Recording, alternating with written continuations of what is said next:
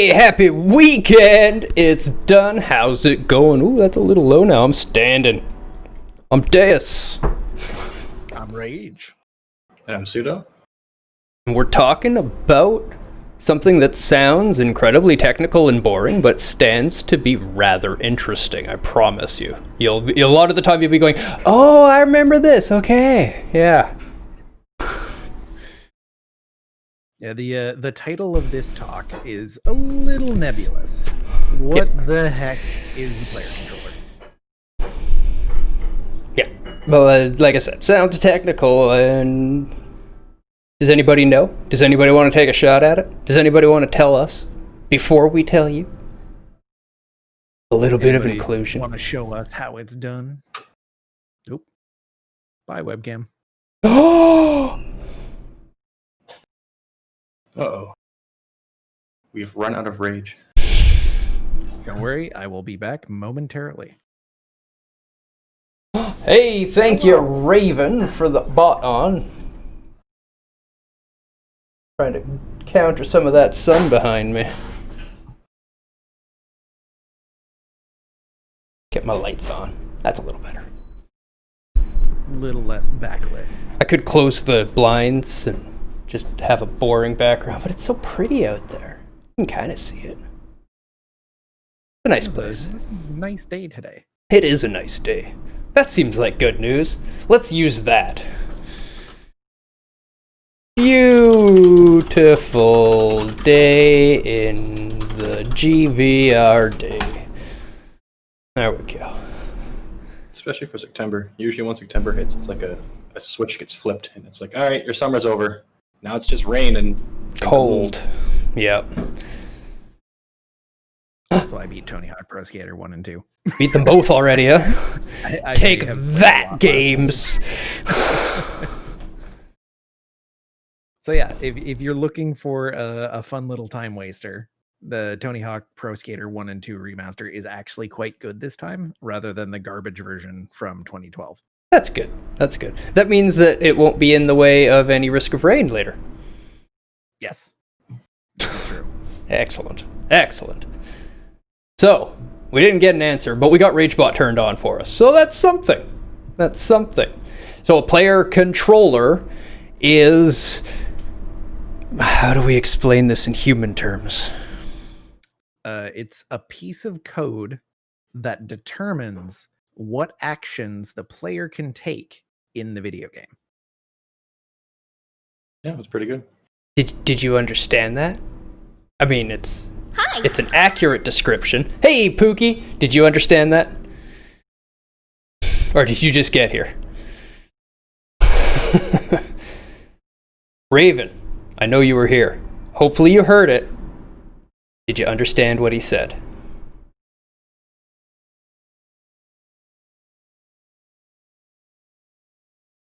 We'll never know. Let's turn on emote only chat and ask these questions, and people can try to answer our questions in emotes. I had to turn off the music. No worries, no worries. Okay. So let me try to reword it, and we'll see if you guys understand it. The the controller, specifically that we're talking about here, is what in the code determines what the thing can do. Does that make sense? So if we take the controller of the player character, which determines what the player character can do, which is always a robust one, right? Your player character, the one that you control, can do the most stuff in the game, typically. So if we take that controller and plug it into an enemy, now that enemy can literally do everything the player can do. Does that make sense? Can I get at least one nod that somebody understands that? Yep. From not the panel who already understands this before I said it. I guess that makes sense. Okay. If you have any questions while we're going, ask, and we'll answer. 100%. Absolutely. So In essence, Hey, what the this ninja. panel is about is fights against characters in a game that follow the exact same rules as you do. And I'm going to put up my favorite example first. My earliest example I can remember from a little kid. Let's start with examples. I think this is the way to make them understand. I think this is it. You'll get it this way. My first example is Zelda 2 for the NES, Shadow Link. And that started the Shadow Link trend, as far as I know. I don't think Zelda 1 had a Shadow Link. I believe that was the very first Shadow Link fight. Where it can do everything you can. It can jump, it can duck, it can block, it can sword. And you had to fight that fucker. And it was hard. Revenants in Neo are that. Interesting. Yeah, so you'll see this implemented in a couple of different ways in different games. Like you'll see player controller AI that, you know, can equip gear, has stats, it can equip items, it can equip weapons, and all of those things are controlled. And then the AI will be tuned to try to be as close to how a player would behave as possible. My favorite example of this is the hunters in Bloodborne. The AI hunters were at launch considered to be so close to how a player would play the game that people legitimately thought that they were invasions. I thought that. People didn't believe that they were AI. People just, what the fuck? How come there was no notification of this invasion? Where did this other player come from? No, turns out it's just a player controller AI with really good programming. To be fair, it was the first Souls-like I had ever played, and when it happened, I wasn't that reaction. I just asked Rage later on, was that an invasion? And he was like, no, that was an NPC. And I was like, sweet.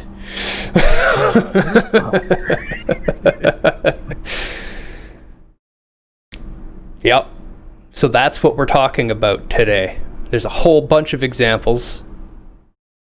We want more examples first, reminiscence first, before we go into all the fun technical details of why they're cool to do and how to do them well. Sure. Yeah. Yeah, I guess another term for them as well is like a mirror fight. Like we have like the shadow enemy from Zelda 2. Another term that gets used around is kind of like a mirror match, which kind of happens more from like the fighting games. I know at least for me, the most common one I had to deal with was I can't remember the exact name for it, but in one of the levels for Smash Bros. When you're doing that campaign, it'll make a shadow copy of you, and it has all the same. You know, it's your character, so it has all the same movesets, and I don't know if it's a bit stronger or not, but it kind of feels like it is, but it probably is just the same. And you just basically fight yourself. And it can get kind of frustrating because usually, you know, the computer's a lot better than you are with things like, you know, reaction timing and making sure your attacks are going to land. Yeah, they don't have to do that whole eye to hand thing.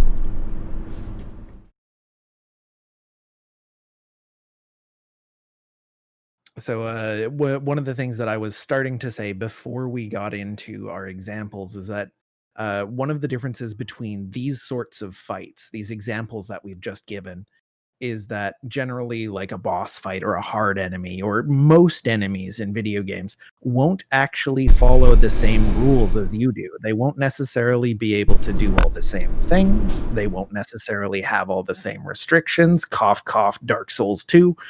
And they won't follow like the rule set that you have to play by. One of the things that makes these fights so interesting is that they follow generally the exact rule set that you have to follow. That's the core behind it. And let's also touch real quick, since you brought up Dark Souls 2, that this is one of the things that makes Dark Souls 2 worse than Dark Souls 1 and 3. It's notably and visibly seen when you play it. Like, you feel it. It's frustrating. Anytime you run into an NPC invasion in Dark Souls 2, it ends up being such that like you just keep finding yourself going, what the fuck was it? Stop animation canceling. I can't do that. And that is exactly what we're talking about. It's breaking rules that the game has set for you. Literally why I quit. Yeah, despite ostensibly being essentially you. Yeah, literally why I quit the Icy DLC. I did the other DLCs, and then in that one I encountered an NPC where every time I swung, it just canceled its animation that I was using to try to hit it and rolled out of the way and ran away and healed itself. And it just kept doing this over and over. I chased it like 3/4 of the way through the level back, and then almost all the way back to where we were before I finally made one mistake and it killed me. And then I went, I'm just going to go finish the game. Yep. There was a lot of really good things in the core game of Dark Souls 2. The DLCs introduced a lot more NPC invasions, and they were a lot more bullshit. And that's why, this is one of the reasons, I should say, not why, it is one of the reasons why Dark Souls 2 is generally considered to be less good than the other Dark Souls. Well worded. Less good. Oh, hey, yeah, let's... Well, look, a spoopy background. Ooh. There we go. Man, I can't wait for RE8. It's gonna be so good. I am stoked. I am very excited as well. Have they released anything on it? I can't remember if there was any gameplay or anything released regarding if it's going to be third person, similar to the classics and remakes, or if it's going to stick with the first person perspective. I remember they released a trailer, but I don't recall any of the gameplay from it, if it had any. I am down for either anyways. They both work. Yeah, the last couple of entries in the series have been fantastic. So I should play 6 is what you're saying. Wasn't somebody supposed to submit 4, 5, and 6? Yeah, I think somebody was planning on it and then they never did. Okay. We were gonna co-op the terrible ones. Yes. Yeah, co-op sounds fun. NGB next. Hotline Miami. Then Mortal Shell. Right on. And Golden Sun. Then Ace Combat Zero. Got a serious backlog going on there. That's some good games. Yeah, that's a bit to get through too. So it's going to be a hot minute before I need your PS2 there, Pseudo, it looks like. I might even still have one at my mom's place. I'll just go check. I think my PS2 got left behind. I don't know. The tragic retro games theft. F. Yeah. Sad day. So where do you want to go with this? I'd like to talk about the Zelda mirror fights, because they're very interesting, and they generally show up in very climactic sort of ways. So let's tackle the one that we have in the example list already. Let's do Zelda 2 first, and then I'll talk a little bit about Ocarina of Time. Sounds like a plan. Yeah, that fight was the almost very end of the game, and it was the one that wrecked almost everyone. I don't even think you could. Yeah, because you fight it after like this big floating thing, and you blow most of your magic on that usually. Is it the final fight in the game? Damn, it's been a long time now. Last time I beat that game was like pre-SNES. It was a while ago. Literally when the game was out, we played the hell out of it. We needed a Game Genie to beat it because we were kids and that game's not easy. But we beat it, which is impressive in itself, because really the only codes we had were infinite magic and there was no infinite life. You could just spam the heal spell. That was the best you could do.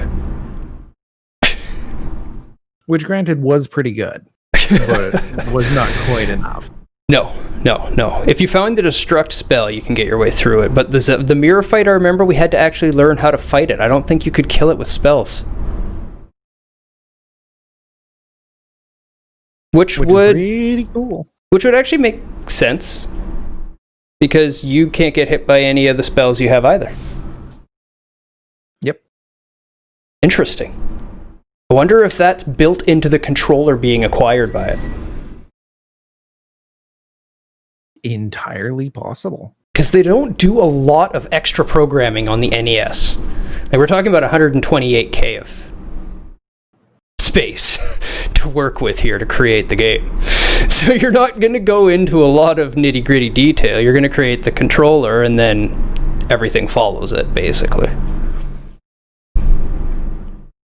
That's why it's fun to look at these old games. You don't get a lot of fluff. In the code is basically only what is absolutely required. Even then, That's all you had room for. even then, you don't get all of what's required sometimes, and they cut corners and cheat. Which is very cool. Yes, old video game design is black magic. Yes, absolutely. 100%, especially on the old consoles. But as I was about to say, the defining characteristics of the Zelda 2 fight, Shadow Link fight, is like, obviously it's difficulty, because it was just probably the hardest fight in the game. Easily the hardest fight in the game, I would go as far as to say. Because none of your cheats and tricks work. You just had to fight him. I think there was only one way to hit him. Go ahead. And the fact that he could do literally everything that you could do. He did all of your things. He was a jump. He was a masterful blocker. Yeah. Masterful blocker. So many perfect time blocks. Super frustrating. If you ever have to fight him, how you hit him is be ducking while falling through the air and attack into his upper shield, and he'll block that, and then as you land, you'll be ducked and attack again, and he'll still be blocking high, and you'll hit him in the legs. And I think that's the only way we ever found to hit him. I actually just looked him up on the wiki, because it's been a long time since I've done that fight as well. Apparently you can just like cheese him by crouching in the bottom left corner. Oh. I've seen that. Yeah, we definitely didn't figure that out as kids. We were much more, get him! Yeah, so that was an incredibly difficult fight. You were correct. It is the final fight of Zelda 2 is Shadow Link. Well, the final boss fight. Mm-hmm. And it's just the experience of, in that day and age, especially getting to fight against a character that is essentially you, was super cool. Super, super, super cool. You know, if I really think back, I bet you the very first games to do it were like Ultima. I bet you the bosses and stuff would have used a similar controller to the player. Probably. But I mean, if you want to go back far enough, like all racing games are basically player controller. That's fair enough. That's fair enough. I guess, yeah, the very first games, you probably could only have one controller anyway, so... I mean, Pac-Man was probably that way too. Yep. Not quite the same idea. Not quite the same idea, but technically the same thing, which is interesting. They started out as all mirror matches and evolved into us fighting AIs. Yeah. Very cool. And then there was the other Zelda mirror fight. Well, as far as I'm aware, anyway. I haven't played many of the recent ones. The Ocarina of Time Shadow Link fight, which was in the Water Temple, if I remember correctly, and he was I think a mid boss or like a 2/3 boss, something like that. And he, like we're talking about, was constrained only by the player character, or the player controller. He could do everything you could do. He could do your jump attacks, he could do your stab attacks, he could do your spin attacks. He had items that he could use on you. He could do, everything that you could do, essentially. Is a very, very difficult fight. Easily the best boss fight of that dungeon. And one of the reasons why the Water Temple is always like, oh my god, it's so hard. Like, why is Water Temple so hard in Ocarina of Time? And part of that is because of the time limits imposed on you, the puzzles. But another big part is the Shadow Link fight, because it's legitimately tough. It is a tough fight. If you can even get to the Shadow Link fight. Good luck. Yeah. Do it without a guide. I wish you luck. Yeah, and then the sort of underwhelming final boss of the Water Temple. A cool kind of note about that fight, the Shadow Link fight for Ocarina of Time, is that he'll have the same amount of health as you do. So if you don't have that many health containers, it kind of actually makes the fight a bit easier, as long as you don't actually get hit. But if you have a bunch of heart containers, it also means that he has a whole lot of health too. So it's kind of a neat little thing. It actually does just copy the player's state, and all right, interesting. Send him in there after him and fight him. I bet you that's one of the first instances of copying the player state. Maybe. I don't know enough to say. I don't know enough to say it is for sure, but I played a lot, like a fair chunk. I don't really remember that happening before that. Because you would often see like other player controlled enemies in other games, but I'm not recalling any that copied you to that detail level. Yeah. I mean, Risk of Rain 2 now does that. Just terrible. I mean, kinda. No, they do it to that detail level, but with also a bunch of more health and a bunch more abilities. Did it have more health? I know it had all of our items. I don't remember living long enough to really test its health, because whoever it cloned had like 7 rockets or something, and they just fucking nuked me. It sucked. Yeah, we were getting one shot by that thing, and I was shooting it as hard as I could shoot a thing, and it was giving negligible fucks. Okay, yeah, that's sounding more like a Bloodborne hunter now. Yep.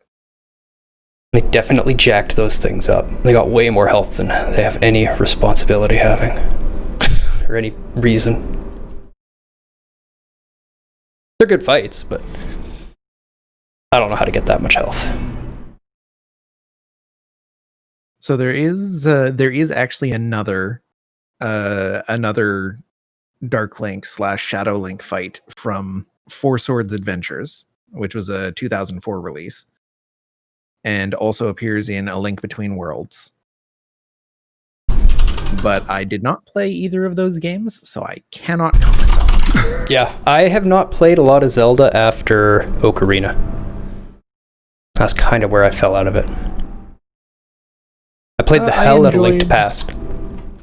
Yeah, Link to the Past is amazing. I enjoyed Majora's Mask well enough, but I always preferred Ocarina of Time. Yeah, I guess I never really had.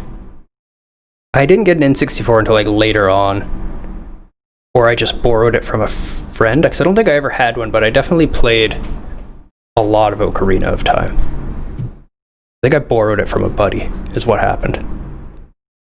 And then Majora's Mask wasn't worth borrowing it for. Oh, wow. Okay, so I'm looking now at the list of specifically Dark Link appearances, because apparently Shadow Link and Dark Link are different characters.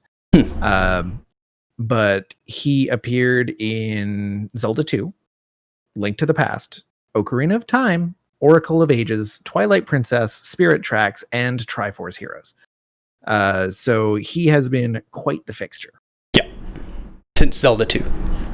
Yeah. Zelda 2 is the one I remember. I don't remember Link to the Past one. No, apparently he's only in the Game Boy Advance port. That would be why I had the SNES cartridge. A couple of them, actually. Yeah. Man, that was a good game. Yeah. Such a good game. Yeah, I love LTTP. I think that's my favorite of the series. Better than Ocarina. That's a strong opinion right there. That is a strong opinion. I know. Ocarina is wider, grander scale.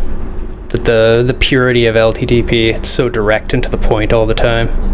Solid gameplay throughout.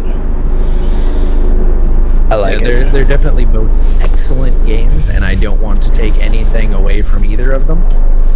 I prefer Ocarina of Time. Yeah, most people do. That's fine. Neither is a wrong opinion. I just loved LTTP that much.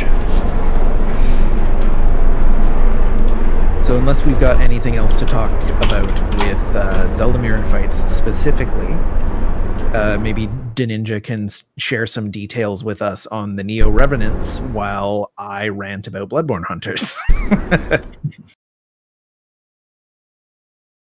So with Bloodborne Hunters, like I mentioned earlier, initially on release, a lot of people were so convinced by how the AI was programmed that they legitimately believed that those hunters were other players.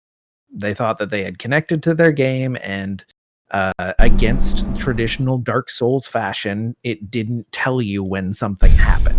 You know, generally from Software's games, if something's happening, the game lets you know. You may not notice, but the game lets you know. So people were starting to think, this is bullshit. These people are invading my game.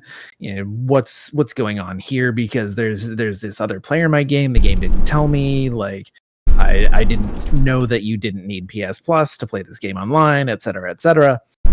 And the end result was these initial rantings against the BS of these other players in your game, turning into admiration for what From Software had done with the player controller, because everything that the enemy player controller AI did in a fight was almost exactly how you would expect a player to do it.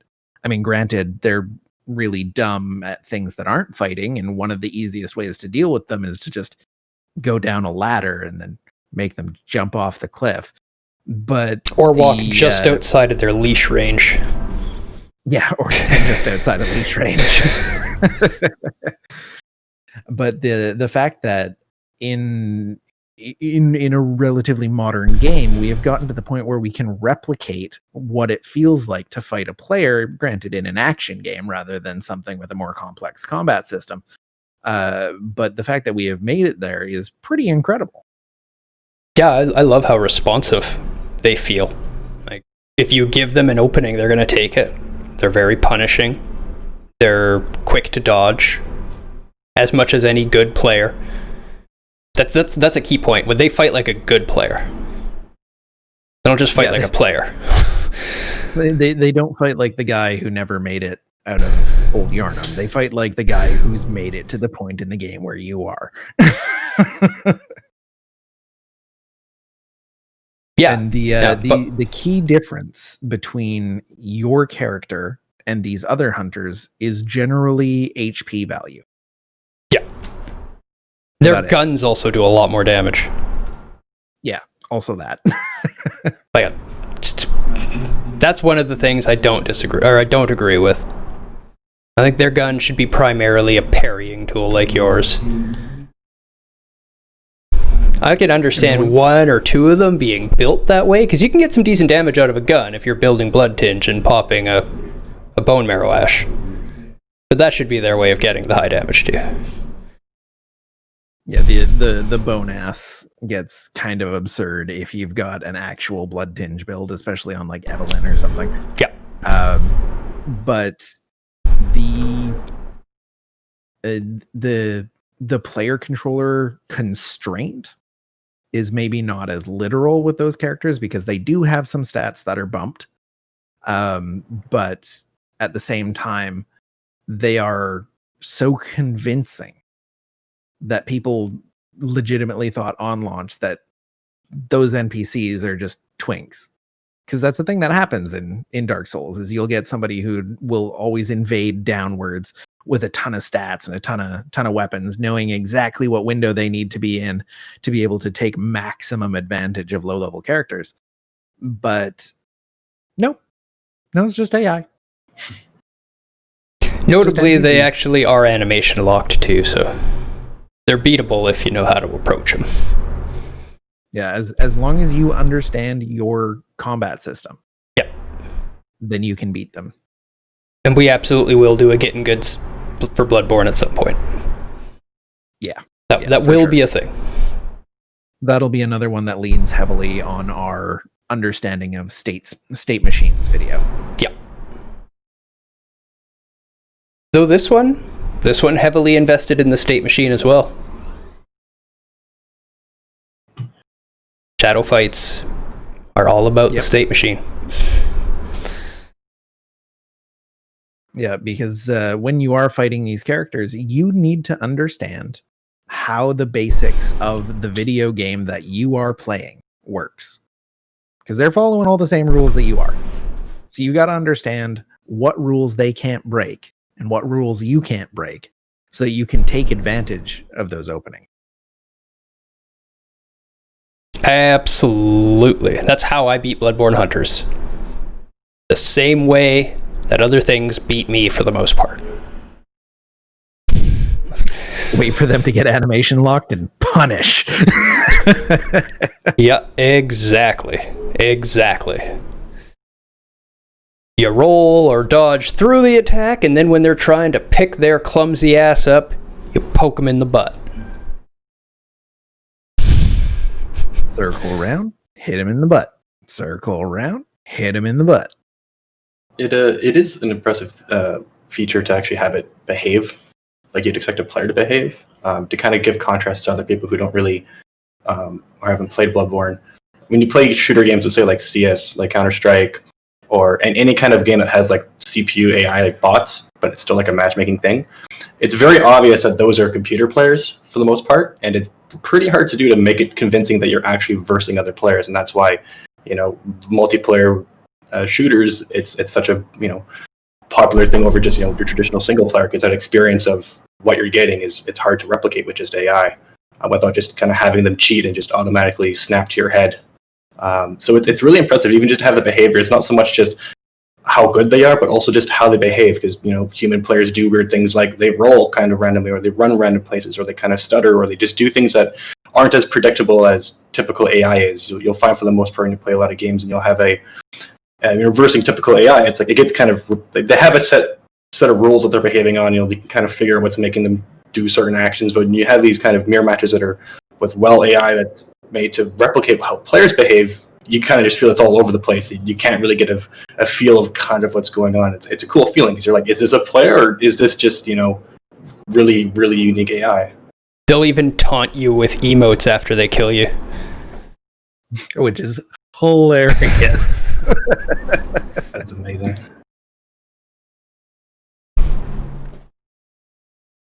Yeah, that was what had me confused at first, was the use of emotes and stuff like that to communicate. Yeah, the two things that tip you off that is not in fact a player are, one, if you run far enough away, they stop chasing you. Yeah. Players don't do that. And two, the lack of understanding of gravity as a concept. Though gravity hardest boss. Gravity, it's true. Gravity is very difficult. I 100% support this argument. But they just kind of didn't really understand that that's something that you want to avoid. Still seen players do that. Yeah. I've been that player. I've been that player too. And also, invasions still glow red, I believe. So, yeah, they still have a shader on them, but people are starting to suspect that they didn't on Bloodborne launch. Yeah, because they hadn't actually been invaded yet. Nowadays, players will actually wave at you before they attack as well. Though, Dark Souls 3, I had a hard time telling the difference between invasion and player. Or evasion and NPC. Because the NPCs also had the red tint. Yeah, and Dark Souls 3, I feel like, leaned on a lot of the same code that Bloodborne used for NPC invasions. Made them very, very similar to how a player would play. Yeah. Sorry, what was that, Pseudo? See if I remember. Kind of just blank there. I guess it just kind of boils back down to just you said that, well, now players will wave at you when they start, and it's like, oh, that's something they can always patch in too. Oh yeah, totally. I'll bring up later as an example, since it's a shooter, it's a multiplayer shooter, but they added in there's characters that can be AI controlled or player controlled, but players would always do certain actions, and then now they have the AI doing the same actions too. So it's kind of neat that they can update it with the community when they start figuring out like how a player will identify themselves as a player, and it's like, well, now the computer can do it too. Yep. Add that to the behavior loop. Have it as a on here. I have one example from Dark Souls 3 where I'm pretty sure this is a player. I'm pretty sure. This one was a giveaway, and it's one of my favorites. Oh wow, that's a lot of videos.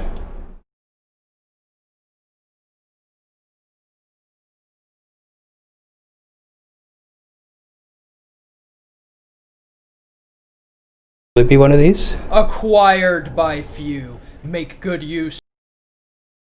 Let's just mute you. You're loud, me. No, okay, I've named it. It's in here somewhere. One of you can talk about something while I do this, if you really want. Talking things. Rather than just sit here in silence and wait for Deus to find a file. While we're talking about it, I guess let's talk about another interesting implementation of player controller enemies in the Souls series. Demon's Souls, not necessarily Dark Souls. There's the old monk boss fight, which is alternately either a player controller AI or a actual player that can invade your game and be that boss for that boss fight, which is pretty cool. And yeah, that one is 100% a player. Never saw it coming.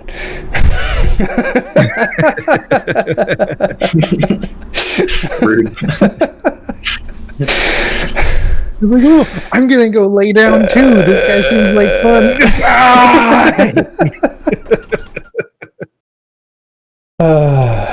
Yeah, I'm pretty sure that was another player. I don't think the NPC would respond quite so peacefully. He took advantage of his goodwill. Hey, he entered my game.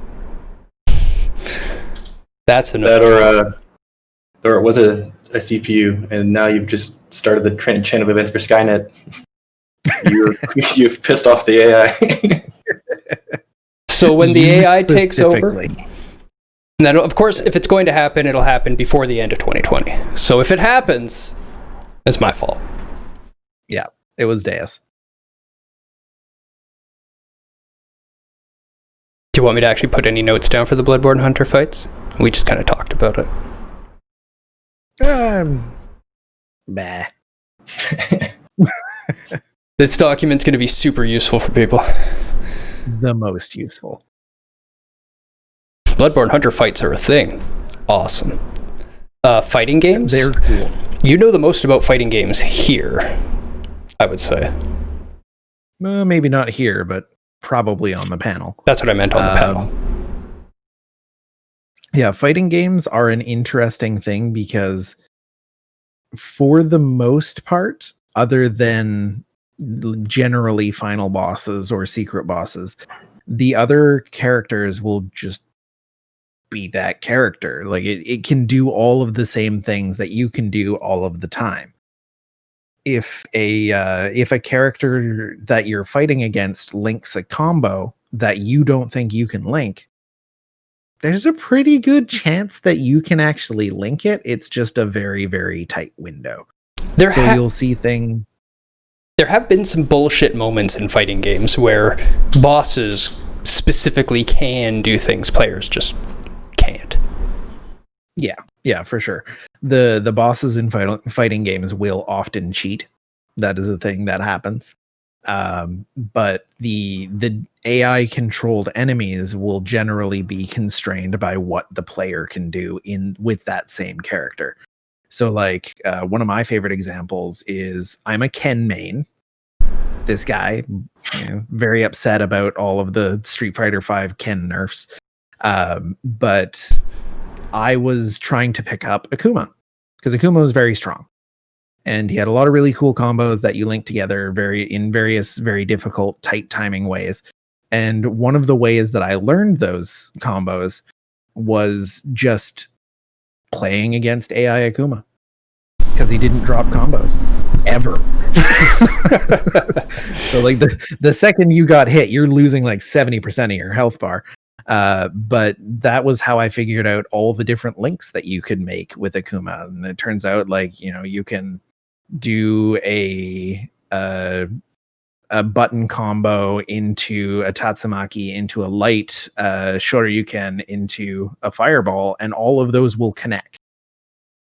You just need like frame perfect or almost frame perfect timing on most of the inputs. So yeah, for the most part, fighting games, very well done as far as player controller fights, until you get to the boss, and then the boss just cheats. So stop making your bosses cheat and just turn up the difficulty on the boss. Give him tighter timings. Give him a faster block response. Give him a faster hit response. Let him punish smaller openings. Less cheating. Better game. Because while I don't play a lot of fighting games, it is the number one thing I hear about people complain that play a lot of fighting games. Like, number one. If I hear someone complain about a fighting game, that's probably what they're complaining about. Yeah, you kind of just feel cheated, especially if it's like set up like typical mirror matches where you can still see like there's like a lot of fighting games you can still see like enemy health or enemy stamina and stuff like that. And if they're cheating to the point where if their health is dropping less or their stamina drops less in the fight, you kind of just feel kind of like bamboozled. You feel like you've been cheated. It's like, well, what's happening here, right? Like it's unfair kind of thing. Whereas if they just play better from like an AI perspective, like Daz was saying, with tighter response times, and like if they can chain their combos together, then you don't feel like you're being cheated, as in like this character is just really, really good, rather than it feels a bit artificial when they kind of implement these kind of I guess modifiers to the game controller or the player controller. An interesting example of that again that I don't think a lot of people would have clued into is RTS games. Yeah, the ones that are done well are very much just tuning the way the AI interacts with the player controller, not actually changing anything about how the player controller can interact with the rest of the game. Yeah, the earliest ones would just cheat. Oh yeah, like Age of Empires 2, they just cheated. I was even thinking like Dune and Warcraft 1 and stuff like that. The very, very first Command and Conquers. They weren't tracking a whole lot of resource and whatnot going on for the AI. They were just having units they could build. Yeah, at certain points of the time in the game, they can just have this much supply worth of units from these buildings, which they also just have. Yeah. It was what they could track. It was what they could handle in memory at the time.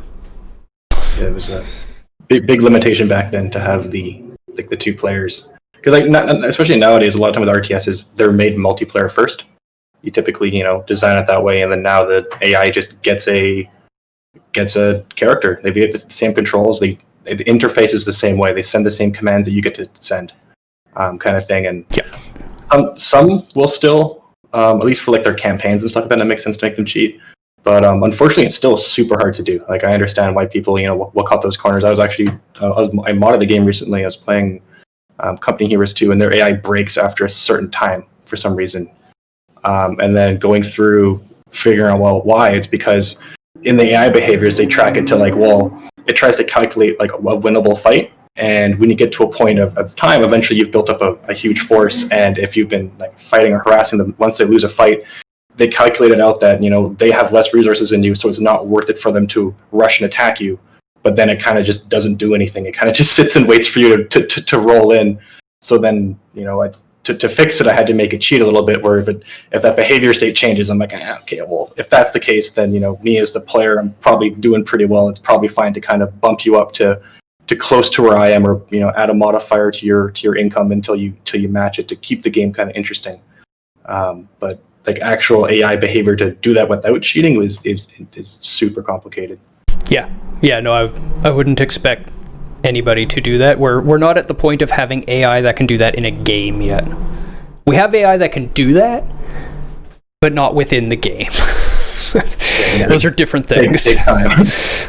One of the closest AIs that we've had was StarCraft 2. Actually, StarCraft 2 had some fantastic AI in it as far as game AI goes.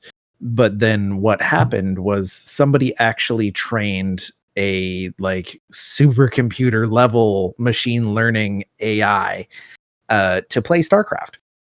They taught a computer how to play StarCraft by ingesting thousands and thousands and thousands and thousands of professional level game replays.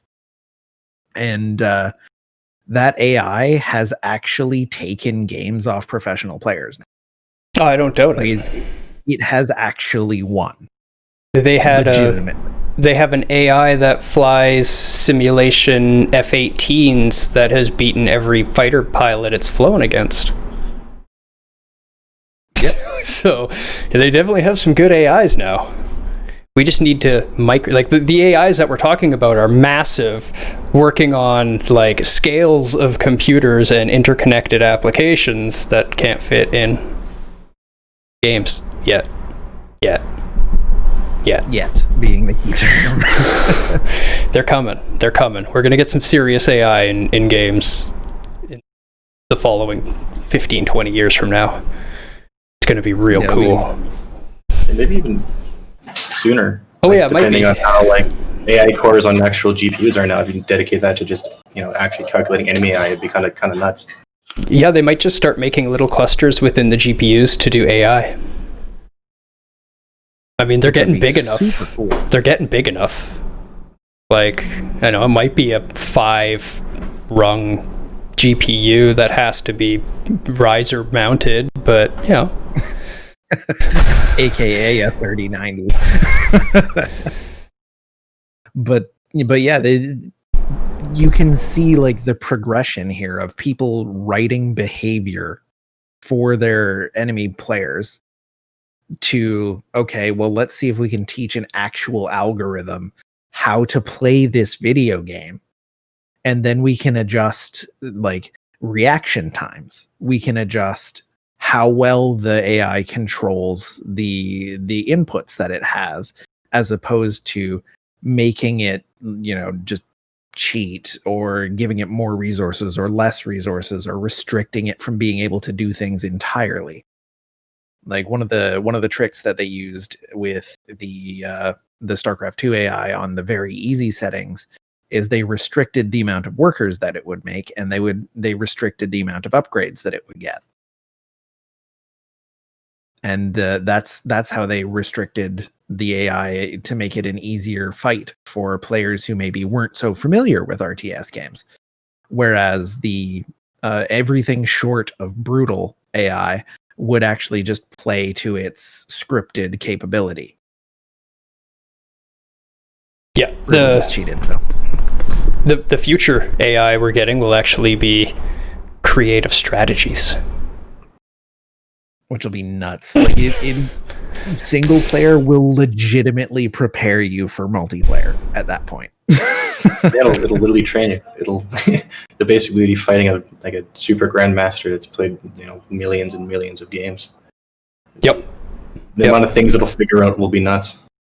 The first implementations of it I see as being that great AI core, figuring out the strategies, and then creating the AI scripts itself from the strategies it's created.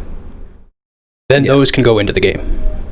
So you won't get the dynamic changes within the game, but there'll be dynamic strategies built into the game at launch by an AI.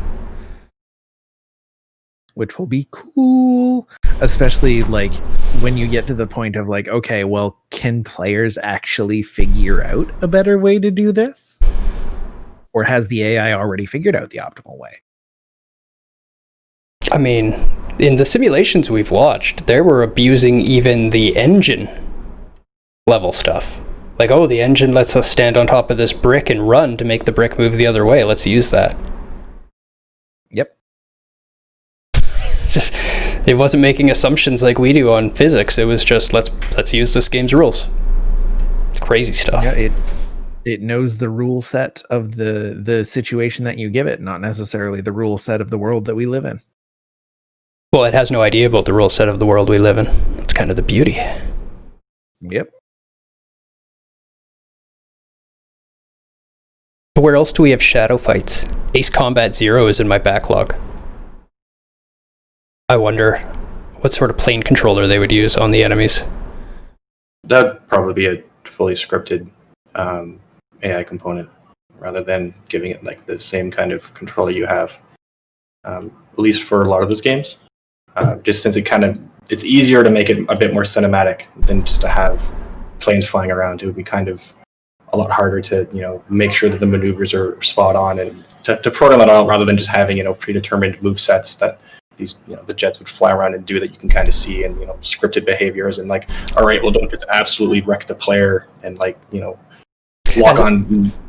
As a fair point to that, it's also PS2, that one, and I believe that predates a lot of the co-working AI scripting that goes on for working with nearest partner.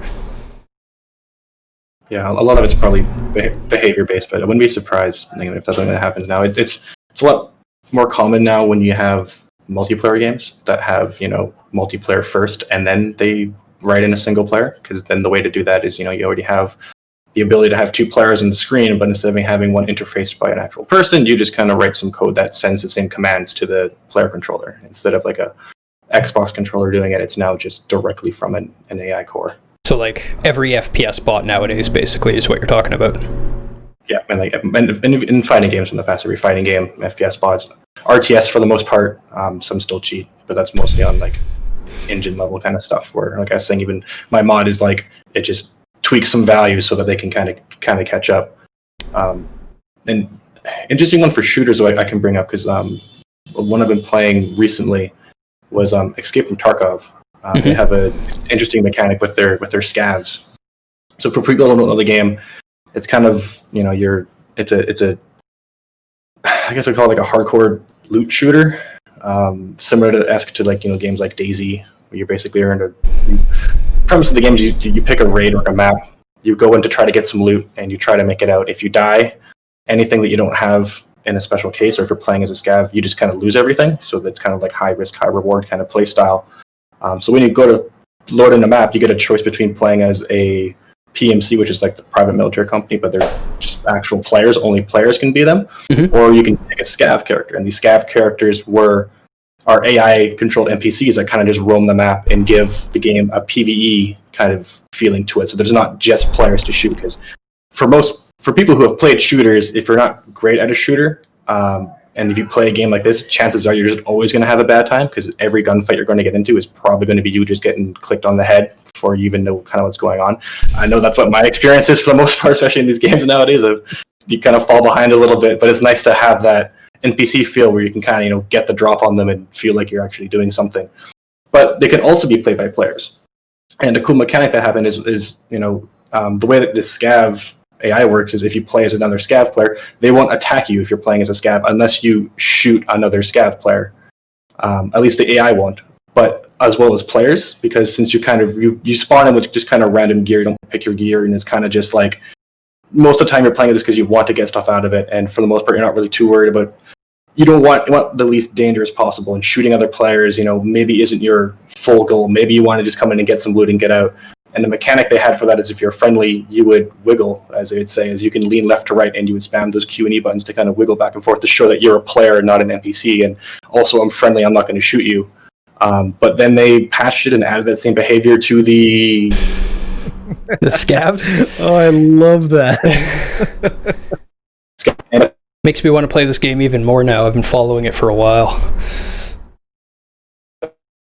Oh, are we losing Suda? I think my internet is not great. I thought your You potato still was hear overheating. me? Yep, we can hear you now. No. We can hear you now. I've got potato internet here, but pretty soon I will have gigabit, which will be nice. But yeah, like they just start wiggling, and it kind of is jarring and it's weird, and it kind of freaked me out at first. Like, wait, what? Because like the AI still isn't fantastic for them. They still kind of run weird. They'll run in straight line. And there he goes again. Rip. Thank you, Mr. Roboto. Thank you. Another word. That was quite the tone. And that, people, is what VoIP packets sound like when you only get 1 out of 100.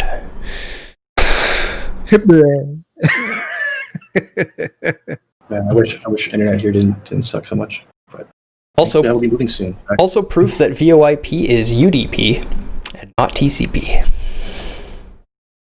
Yeah, TCP latency. That would not work. No, it would not work. VoIP would be nuts.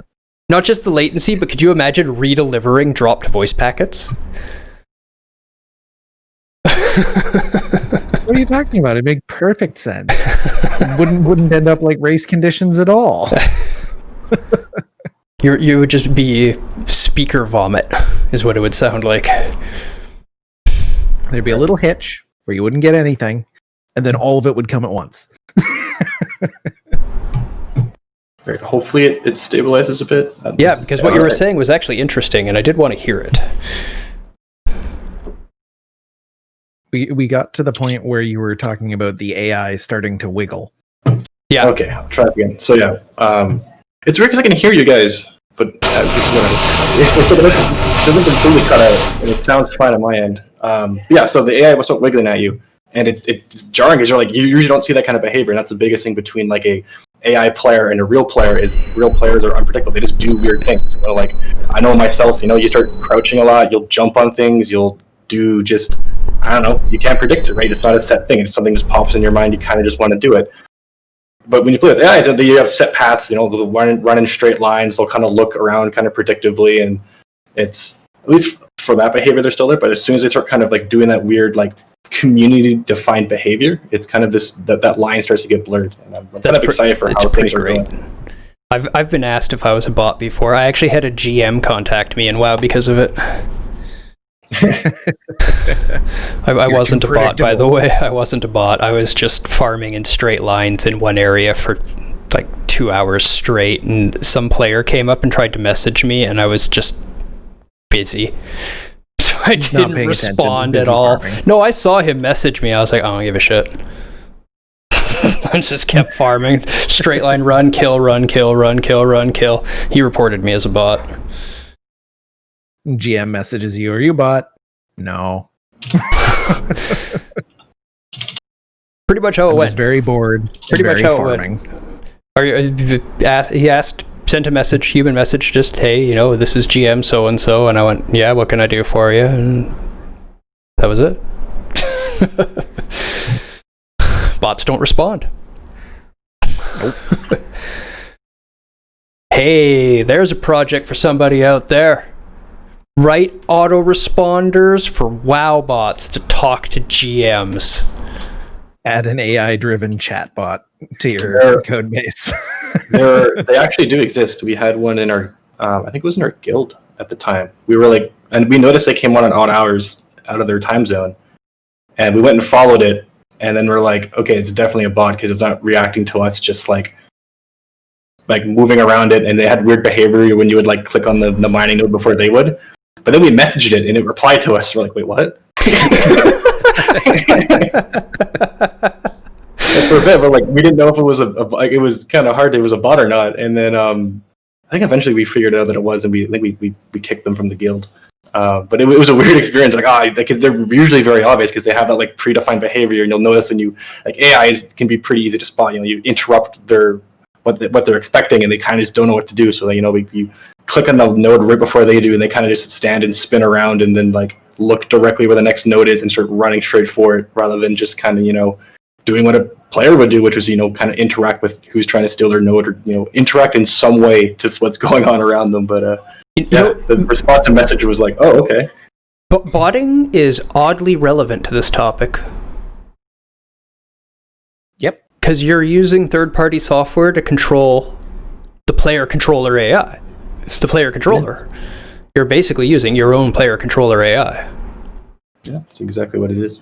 Interesting view on it. Botting is really just a shadow fight. They're the same thing.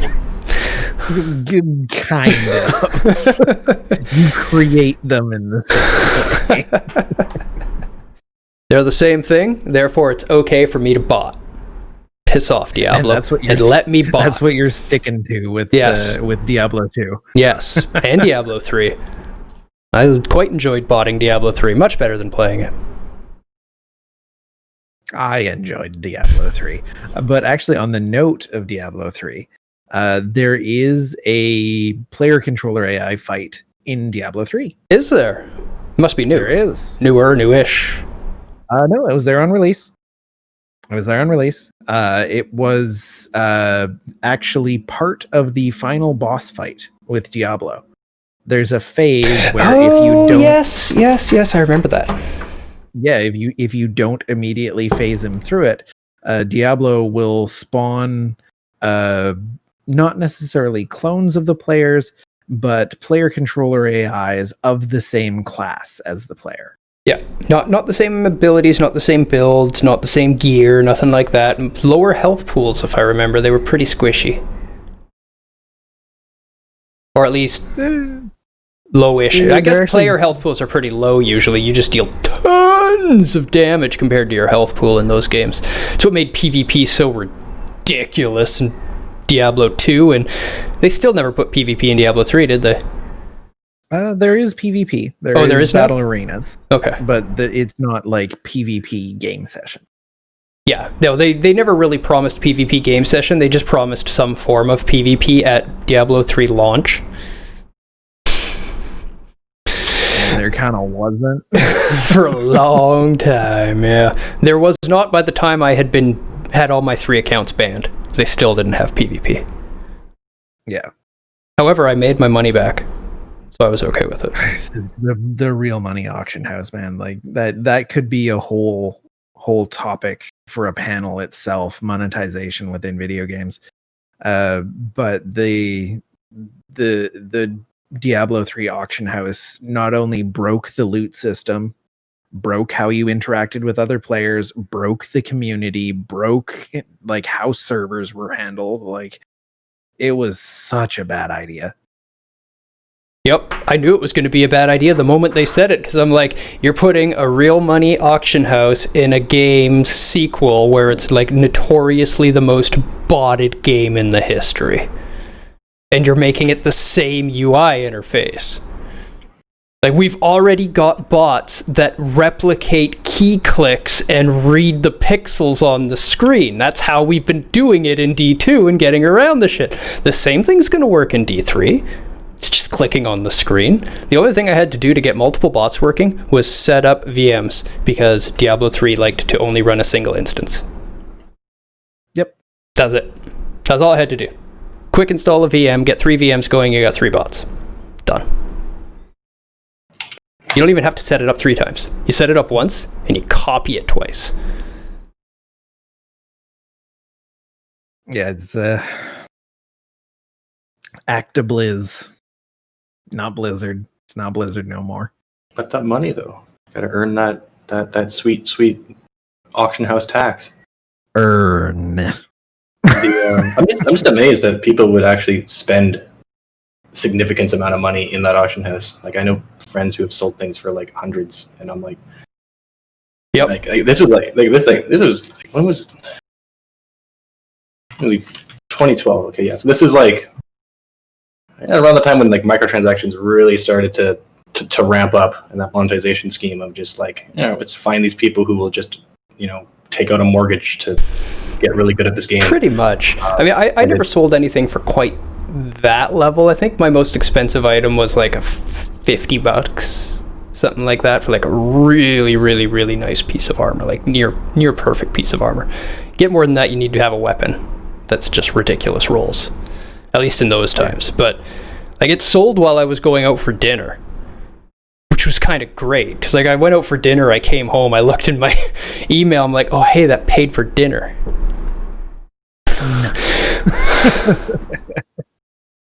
Well, yeah, we could do a whole topic on that. It's something that makes me pretty salty is when there's I don't mind if there's like paid things or if he's in a paid auction house, but it's got to be like cosmetics. I don't like it when there's the ability to just drop that much money for like an end game armor, end game sword for the sake of getting. Never play on community Ragnarok online servers. It's just like, it makes sense from the developer's perspective, right? Like, oh, the player will make money, we'll make money. This person wants to spend their money, we'll do it. But like, there's a lot of implications behind that. Of like, should you really being allowing these people to spend like thousands of dollars in a game? It actually ruined Rift. It physically killed Rift. It is what caused most of the community to leave. All of the hardcore raiders that played the game religiously, as soon as they opened up a pay-to-win system to progress above where the raiders were at from their work, they left. They were just done, which is a shame, because the content was phenomenal content.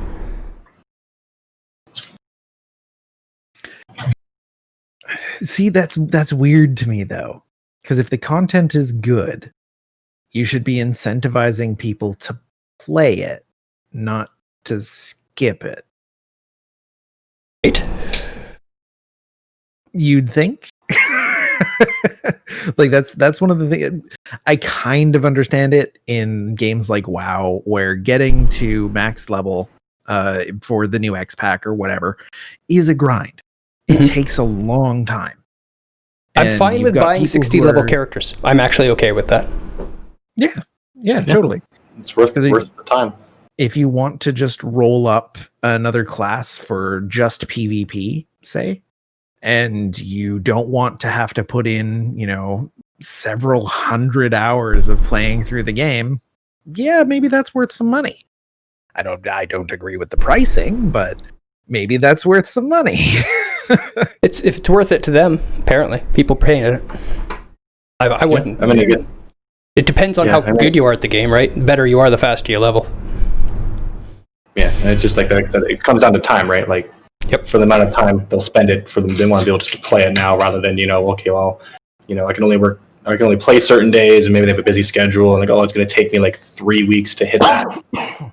Then like, it kind of makes sense to me. Oh, I'll just pay it now so I can just play it rather than playing this section of the game I don't want to do that maybe I've done 2 or 3 times already, and it's just kind of like, I can understand from this perspective, especially if you already have a max level character. If you're doing it again, it's not like a lot of that path is that different. You're kind of just going to be playing the same thing over and over again, and it's just going to be some people, if they have the money, it's like, skip it. You know what, my time is more valuable at that point. Specifically, what Rift did is there's a like an upgrade item that drops from the raid instance, and that's how you get the raid gear. It's like a token. You could buy them before the instance came out. What? Interesting. Ow, my brain. Yeah, so all the raiders just went, fuck this. I'm out. Like, this casual's already running around with the shit I'm going to be working towards. No thanks. No thanks. Yeah, it takes the reward out of it. It's not really. It kind of boils down to then, like, when you blur that line between what your in-game time is worth versus someone else's, if they can just pay with their money. It's no longer. The nice thing about video games typically is it puts everyone on the same level, at least at the start of it. You'll have the same rules in the rule sets of like, the only way you can get the good shit is by getting good, and you introduce this thing of like, oh, well, now you can just pay money to get good, and not everyone has significant amount of money to be able just to drop in a video game, but maybe someone else does, and it kind of, at least when you're on that lower end of just like you trying really hard to get good at this game to get this stuff, and then someone else who just has some money that threw it in that does what you did in months in just like a week, and it doesn't feel great. Doesn't feel fantastic. Yeah, we got pretty sidetracked. Just a little bit. Nobody else was asking questions about shadows, so we went into interesting topics. But Val's here now and bringing up X-Men 2 for Genesis, which I was watching recently, actually, and that's probably why you're thinking of it as well, because Macaw was playing that recently. Looked interesting. I have never played that video game. Tell me all about it.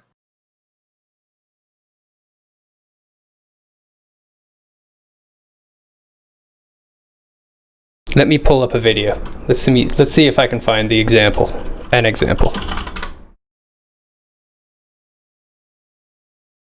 X-Men 2 Clone Wars.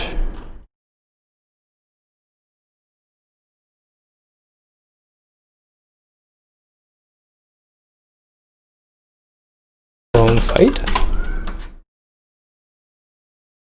Playthrough, speed run, walkthrough. Gonna be hard to find because I have no idea where it is. I don't know the game that well. If you have a video, link it. I'll put it up. Meantime, I'll just drop an interesting little tidbit about, I guess, mirror matches that I have in my notes here. Apparently, you can trace back the first use of the term mirror match in the game to Mortal Kombat. And that was due to when you would do their kind of like campaign or tournament mode, like the ladder mode, where you fight every other character. You always fight yourself last.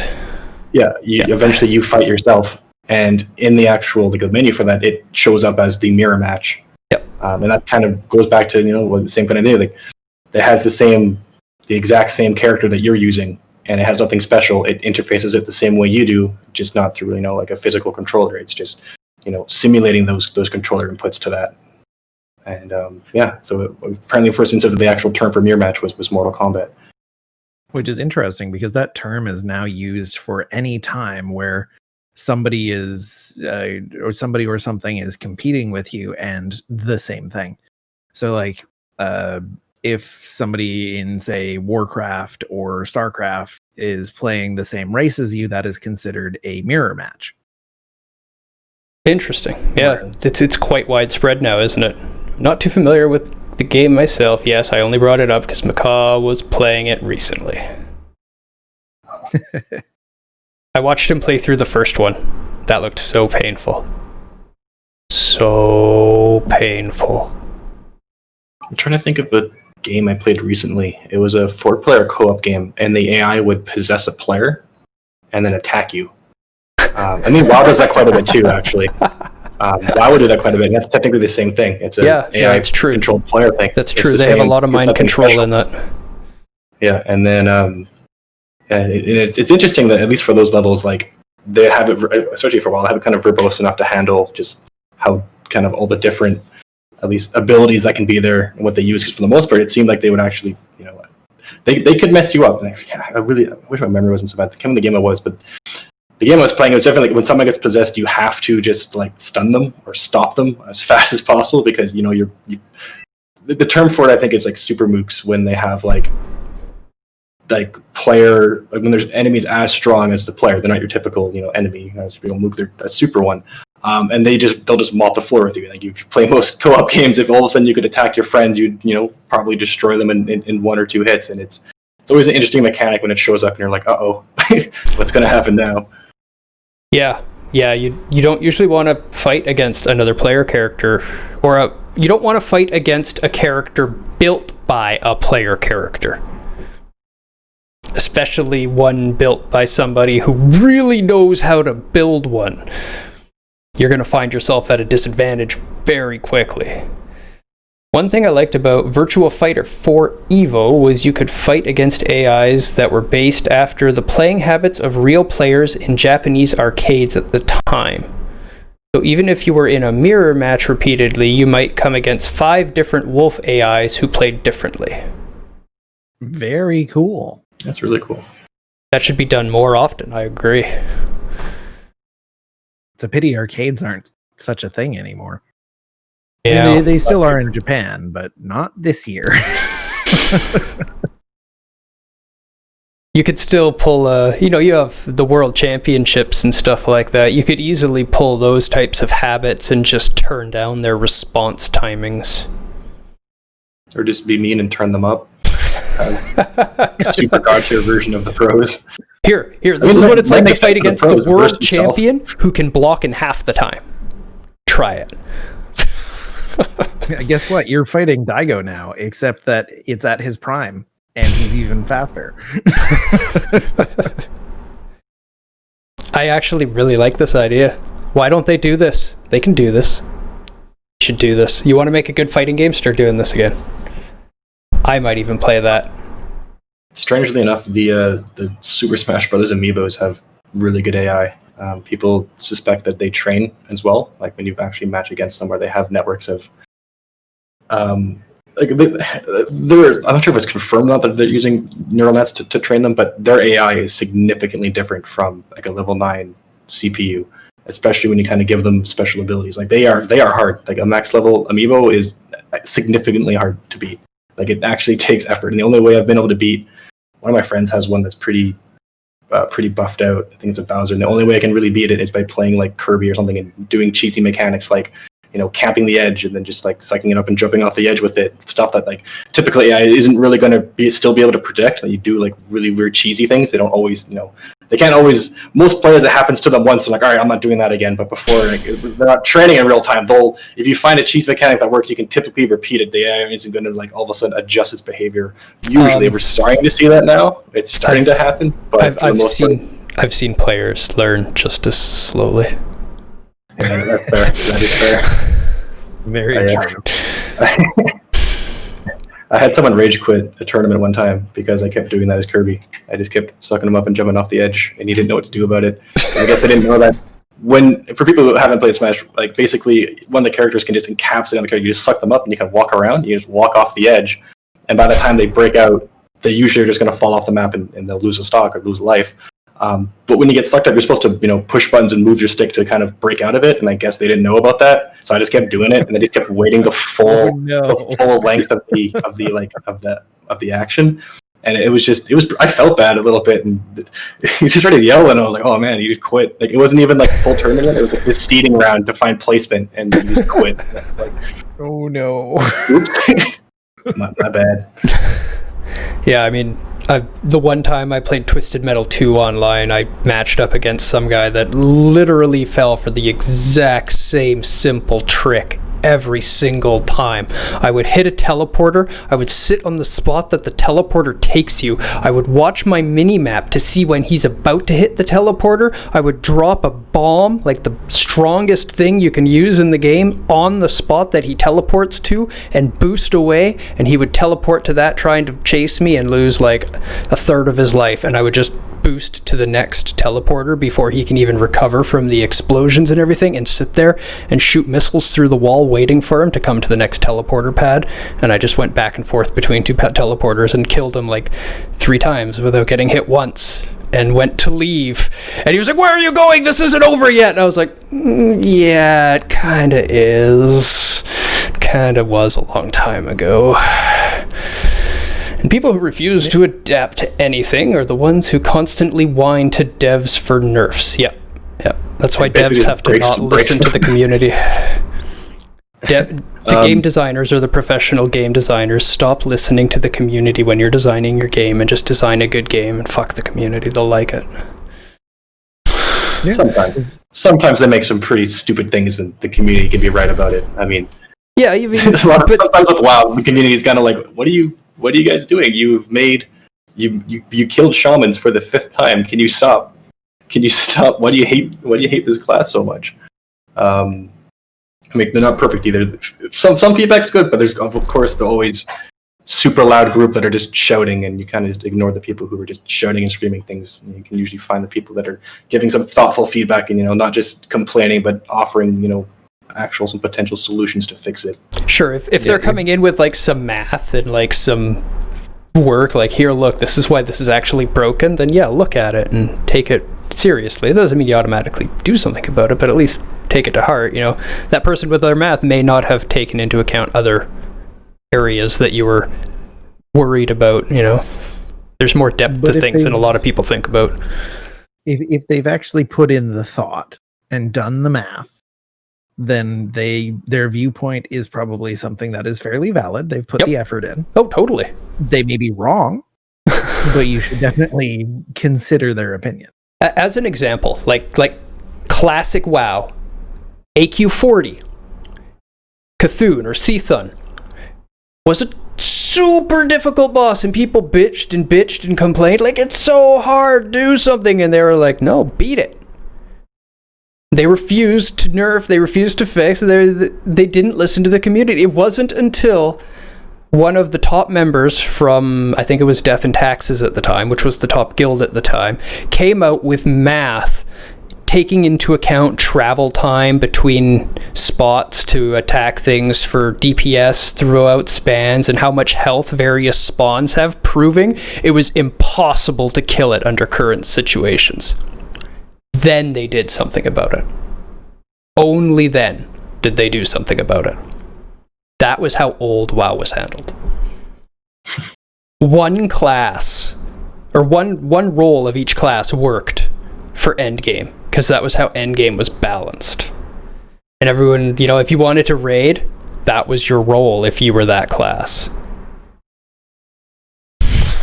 There wasn't like, I could do anything on this class, and every class can do everything.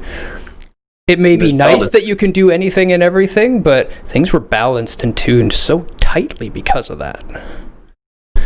Which is really cool. Like, I don't want to take away from how awesome a tightly tuned game is, but having some variability that doesn't incur like hundreds of hours of playtime if you want to switch it up is also nice. I don't disagree. Rift did it really, really well, but that's a totally different conversation. We're a little sidetracked again.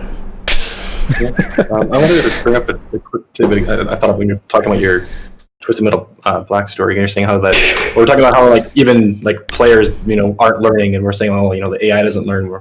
I'm thinking back to when we brought up how StarCraft, with the very easy AI, has a set amount of workers it would make, and that may not be something that's just like arbitrary. It could be something that was analyzed.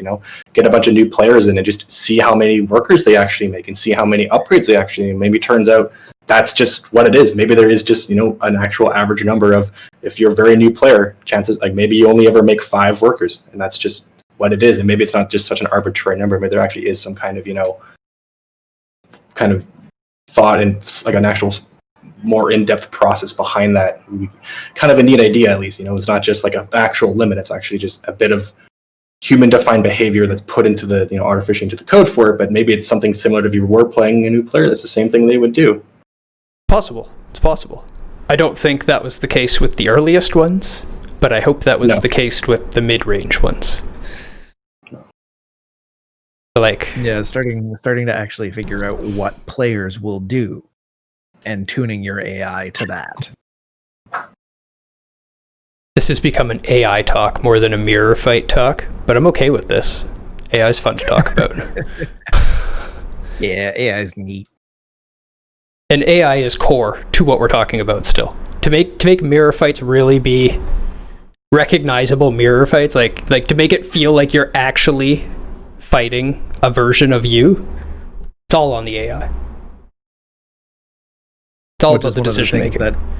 That From Software did so well with Bloodborne, and then poured it into Dark Souls 3 as well, is that it feels like you're fighting a player until you introduce them to gravity. Or just lay down and see how they react. Yeah, that's another good way to check. I wouldn't be surprised if that's something that gets tweaked eventually too. Like it can assess your aggression, your initial aggression. Doesn't seem like there's much value to it, but it'd be kind of neat if they wanted that like true, authentic NPC experience. It'd be wild to play along with something that you like, especially if it's like a co-op game that you think it's another player, and then turns out it was a bot the whole time, and your world just gets shattered. You thought you made a friend, but it turns out it was just a bunch of bits. It's like your driving buddy who probably never even noticed that you were there on the highway. In Dark Souls, in those games, then the aggression would be based not only on the player, but also on the specific AI for that character. Because there's so much depth of story to everything that some things would just attack, period. Run straight at and attack.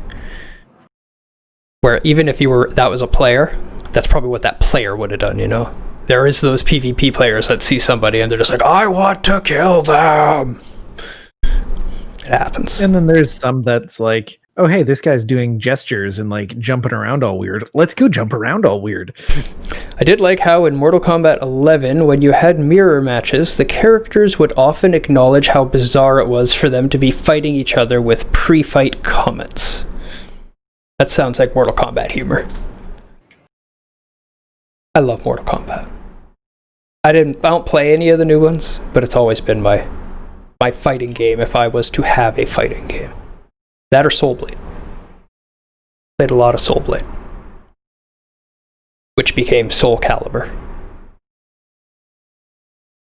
You know, I actually have a Soul Calibur fight stick, Soul Calibur 5 fight stick sitting like right beside me. And the only Soul Calibur that I've spent more than about an hour or two playing is the newest one, which I believe is 7. Yeah, the early ones got me into them. I don't know why. They had a good RPG mode, good story mode to each character. That's probably what did it for me.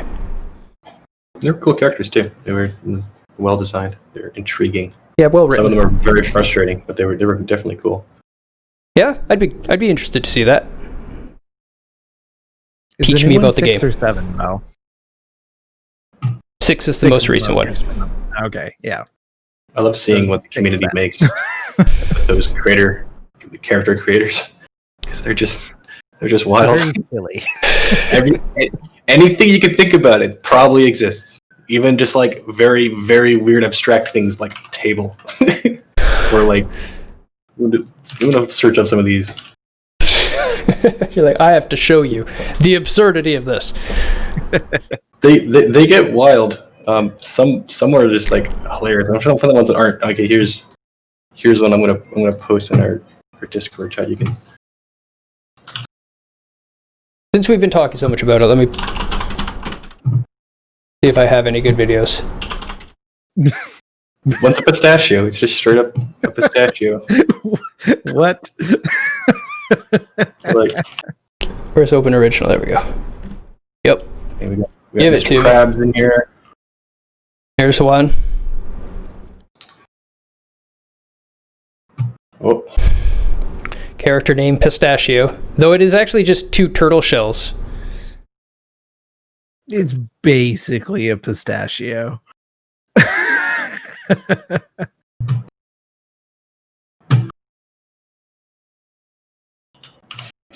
I guess we've kind of said everything we have to say about player controller AI fights at this point. Here's a nice example of the Bloodborne Cathedral Hunter fight. It's 5 minutes long, so you'll get to really see. This is an AI.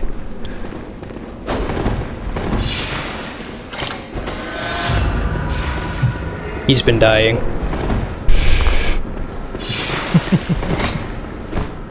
Don't blame him. This fight's difficult. Oh To say yeah. the least.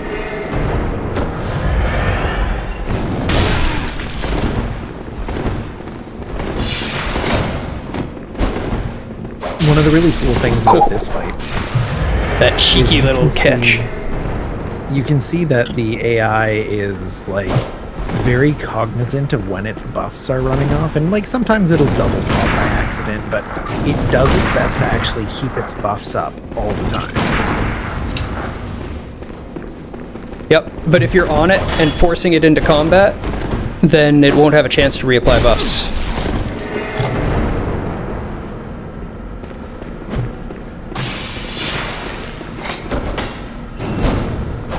You're saying that because of Maria, right? The non-boss part?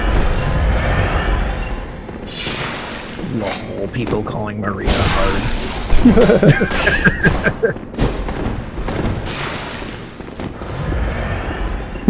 He just used a blood vial. I love this fight. It wrecks me all the time. He uses his gun a lot more on me because I do a lot more rolling. Yeah, it's, again, very interesting to see how the enemy AI will react to what the player is doing in game. Like we were talking about with Sekiro, it will actually determine sort of patterns that you're taking and do things to interact or counter those patterns.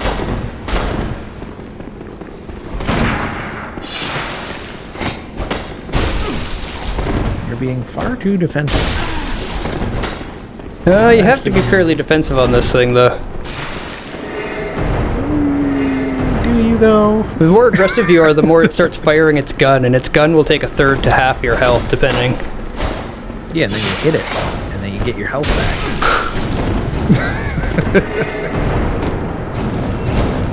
That was one of the things I loved about Bloodborne, is the rally system. Yeah. Really forces you to be aggressive. Would Death Fighting War in Darksiders 2 count as a shadow fight where he's fighting a copy of War? I'm not familiar with it, but I will look into that, but maybe. As long as War is doing things that the player can do, like trigger special abilities and basic attacks and jumps and dodges and parries, then there's a good chance that it is just running through the player controller for War.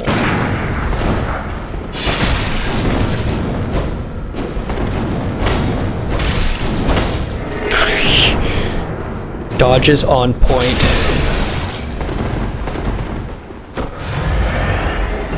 That was such a great exchange. I love the AI in this game. Yep. I think very, very well done. One thing I've been noticing, at least for this versus traditional AI, to kind of give it that player feel, is to have the AI make mistakes. Because that's usually something that doesn't happen in games. If they attack too much or attack knowing they're going to miss. Most of the time with games like this, the AI won't attack unless it actually thinks it's going to hit you, rather than just doing it kind of how a player does it. Because they'll think it's going to hit, but maybe not. They just are kind of spamming the buttons a little bit instead of it. Notice that a little bit, and it kind of gives it that feel of not perfectness that you get with the typical scripted AI boss. Yeah, there's a little bit of fuzziness to like ranging for different attacks, which is really neat. He uses the same moveset he used in Darksiders 1. That doesn't sound like it would be the same player controller, but it might be, just set up completely differently. Knowing the Darksiders team, I think it's probably likely that they just actually imported the player controller from War from Darksiders 1, because it's probably on a revision of the same engine. So it probably doesn't work. So, kind of. It is a player controller, but not the player controller.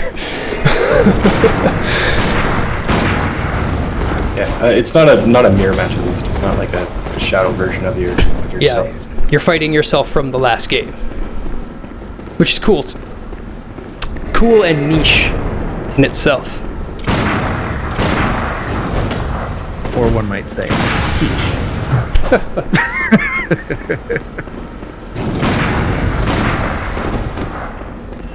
Now this is not a very good hunter fight. It's a really good example of the AI, though. Yeah, it's an excellent example of the AI, but this player is not handling this well. Well, it was taking 5 minutes, right? So that's why I grabbed it. I wasn't expecting a great player. If they were good, they would do it much quicker. Here's another Soul Calibur character creator. Hey, Howlin' God, how's it going? Yeah, they made Donkey Kong, which is just amazing. It's just straight up Donkey Kong. And then there's an apple, which is just even more. The creativity, man, it is just fantastic. I love the community. Yep, that's right. You're fighting an apple. With feet. A little bit of feet at the bottom. The running apple. What sort of mirror match are we talking about? We're talking about the events specifically when so we're talking about player controller AIs. specifically. So a player controller is the piece of code used to control the player character that the player interacts with. So in some games on the code level, they'll take that exact same piece of code that controls it and put it on another character and just have the AI control what the human player normally would by sending virtual signals into the exact same controller. And that's where you get an enemy that uses items and the same abilities and tracks the same kind of stuff. Shadow Link is a great example because he does get all that, and the Ocarina of Time one actually gets all of the stats, which is a whole clone, but that's not essential. But yeah. Examples of that in games and why it's good. So really the only thing we talked about for why it's bad, like how to do it poorly, is break the rules. Yeah. Cough, Dark Souls 2. Definitely the rule constraint is key if you want to do like a mirror match. Otherwise you're going to feel kind of cheated. You literally are cheated. There's a few examples like I can run through too that I still have. Some of them are kind of silly. Like the Oblivion one is hilarious because go for it. They always just manage to muck it up. So in Elder Scrolls 4 Oblivion, in the Shivering Isles DLC, and part of one of the quests, you do fight a Dark Shadow version of yourself, and they actually just copy you, like stat, like I think stat for stat. They may have like changed certain things for I guess maybe balance, but from what I remember, it just actually does just copy you. And a way to beat the boss was it copies like your entire loadout, like your armor, your weapons, your everything.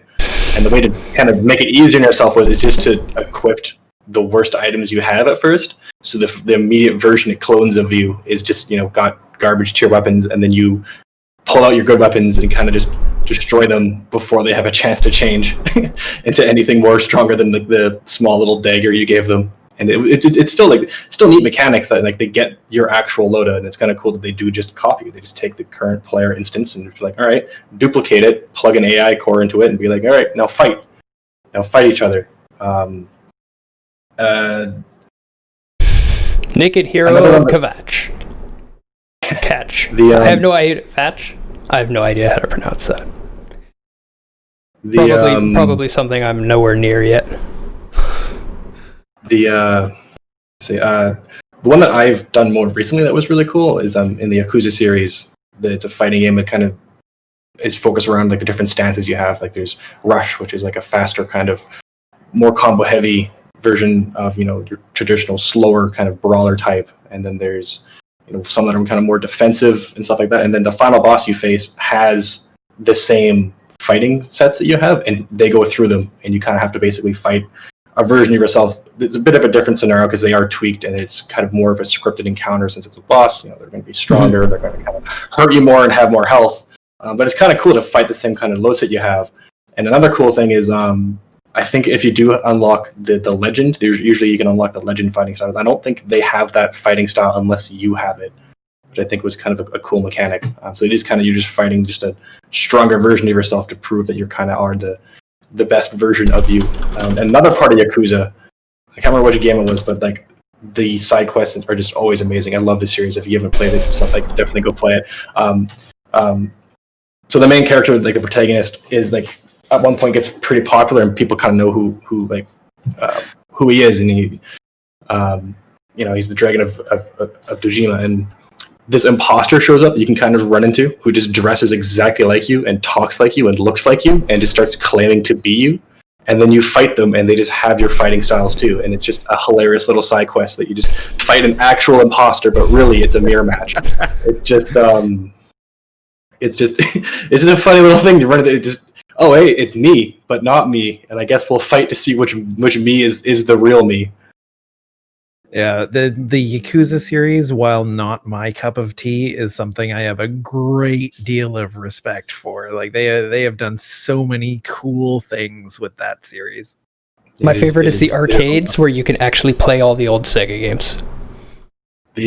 So I'm really good at claw machines for some reason. Like I don't know what it is. Even like real life, and also it's in Yakuza. It's in the Yakuza series, and they're the Japanese versions, which are of course, like everything else, harder than the Western counterparts. For the most part, they're traditional claw games. For Western, you have about 3 prongs. It's an actual claw, where for them it's just 2 that pinch things, and it's very hard. And some of the side quests for that game, you have to win a bunch of items to give to people. And I played through these games with my friend, because we'll hang out together. We have it on PS4, and they can't do it. They say every time they're like, "Hey, I need you to come and do the Sega claw machine arcade quest for me, because this is bullshit." And it's just like they actually play the other arcade games, but it's cool. They have the claw game to do it. It's just as frustrating. It'll pick it up and then start moving it, and then just drop it, and you're like, "Man, screw this! It's rigged. I swear to God, it's rigged." So, Val's asking if that was in Yakuza 0, the mirror match. I don't know. And Howling God says the final boss of 0 is the one that mimics your battle styles. It's not really a true mirror fight. It's just kind of a cool thing that it mimics that same fighting style. Because for the most part, the people you fight are just bad guys. They don't really have anything too special. You kind of just toss them around or smack them until they can't be smacked anymore. But I don't know about the imposter. I can't remember where it was 2. It's Yakuza 2 and Kiwami 2, the remakes. It's Yakuza 2 has the dude who shows up, who just is a imposter of you. I'm pretty sure, at least. I'm pretty sure if he just pretends to be you. Yeah. Boss is 0, the imposter is 2. Excellent. The fact that that's in the game just makes me very happy. Yeah. I'm just very glad that that's a thing. Yeah, Yakuza does some hilarious things. I'm with you. So, found one deficiency of my rebuild, and I'm glad I haven't wiped out any of the old information. And that's all of the data on the game giveaway in the Sublime text and everything. Well, it's a good thing it's still on that other hard drive. It is still on that other hard drive. It is still there. So I will do that, but we won't end up doing it live because I just don't have it right here, right now. So game giveaway, eventually. It will be announced in the Discord. And Val, you don't have to worry about it anyway. You're good. You're not in the Discord, but you're good. Yeah, we know how to find you. Yeah, we'll be able to find Val. That's not a problem. Man, I want to play Yakuza now. It's so much fun. It's just one of those games that doesn't take too much thought for the most part. It's just mindless kind of violent fun. Except for I got set up by my friend one time because we would take turns and play, and I wasn't really paying attention to what he's doing. And I think it was 0 has an item that you can equip, and basically I think it's like a baseball card or something. I'll have to look this up before I make myself look stupid, but there's some item, and the kind of premise of it's like some super rare, expensive item, and then equipping it just makes people stronger because they want to beat you up and take it from you. So the game just gets harder. It's an item that just makes the game harder. And he equipped it and didn't read what it did, and then it was only ever on Kiryu, and in the original game you play as Majima and Kiryu. So when I was usually playing those parts, and I'm like, why is this so much harder? Why do I get my ass kicked as this character? But I'm playing with Majima, and the game is just so easy. And we got through a considerable amount of time before realizing that we had an item equipped that was just making the game for that character super hard. And there was one part where it's kind of just a gauntlet. You run, it's like you're chasing someone in an alleyway, and each section is a bunch of people you have to fight, and there's a time limit. And if you don't beat the people before the time limit ends, it spawns more people. But having that item equipped makes that really hard, and it's expecting you to be pretty good at the game. But I didn't know it, so the game was just all of a sudden I hit this skill check wall where the game just got impossible, and it was super frustrating before I figured oh, there's an item my buddy equipped, and I just got to take it off, and all of a sudden the game is now back to being playable at a somewhat casual level. Shows what I know about the game. I thought that was a karaoke game. The karaoke is great in it. It is. There's so much. I didn't play that series until the remake started coming out because I don't know, it just wasn't on my radar. And then I picked it up for the 0 remake for PS4 with my friend. I absolutely love this. I just love everything about it. Even all the small little quirk stuff, just doing all the side missions, even just going in and playing pool is kind of just fun. The game. There's just so much to do in the game. It's wild, and just the characters are just hilarious. I love Majima. He's just one of my favorite characters of all time. He's just, especially I think it's either 1 or 2. There's a mechanic that's Majima everywhere, and he basically just constantly tries to fight you because he just wants to like see who's stronger. I can't remember, but it's like in random places. Like you'll go to a club and it'll turn out to be one of the dancers on stage, and he'll just jump down and start fighting you. Or you'll be walking by and you'll notice an absurdly large traffic cone, and you're like, "Oh, that's weird." And you walk up to it, and he pops out of it and starts fighting you, and it's just hilarious. It's just amazing. You tried I've been meaning to. I've been meaning to. I've been keeping my eye on that, and I also haven't played Yakuza 6 yet. I haven't played it yet, and I'm stoked on that. So many games, so little time, huh? Yeah, always the way. Yeah, I'm spent on shadow fights. Judging by the amount of tangential topics that we've been covering, I'd say we probably are as well. And I don't really have any games to give away, and I'm super hungry. So let's call it a little early for this. But what are you doing shortly? Anything? Risk of Rain. Okay, we'll be back pretty quick then with Risk of Rain 2 multiplayer, and as always, we'll be floating the lobby out there, so jump in and join us if you want to have some shenanigans. We can turn up the difficulty so the matches are quick if people want to join. So, until a few minutes from now when I've eaten, I'm Deus. I'm Rage. And I'm Pseudo. And may all your shots be headshots.